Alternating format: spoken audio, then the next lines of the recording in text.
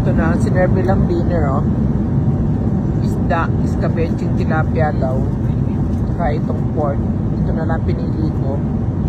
Ito pala yung pork, yung white. Yan. Ito pala, patatas tong maitim. Ewan ko ba't maitim. Bata, ba't maitim? Sunog. Joke lang. So, ito lang kakainin ko. Itong pork na to. Saka itong beets, yung gulay. Yan lang. Tapos meron silang salad, veggies. Ewan ko kung ano nakalagay na yun. Kung ano yung gulay sila. Ano yung bata? Cheese. Okay. Yan, gulay. Tapos, wala na. Ito out, dessert yan. Ito out, yan. Ito, nag-order ng soda water sa sidekick. Dito nilagay sa akin. 3 na kami dyan maghahati-hati. Buti na lang.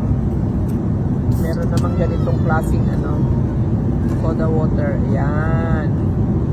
Yan yung soda water ni sidekick. Kaya, pwede na rin. So, si sidekick, ganun din ang kanyang pagkain. Saka si bata. Yan.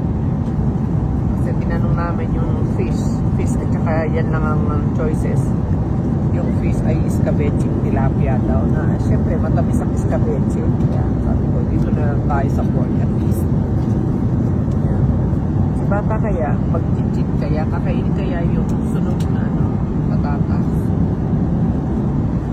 Diba?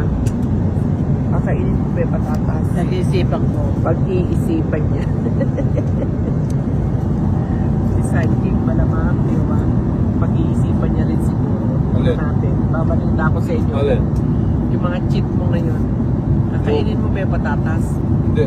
Dito Wow. low carb. Naku patay. Low carb na naman daw. So yan. Okay po. Kailangan mindful lang tayo kung ano yung mga pwede lang natin kainin. Ha? Pwede naman tayong mag-sacrifice at ilang oras lang naman ang biyahe. Okay? So, itong chika na yan, enough na yan sa akin.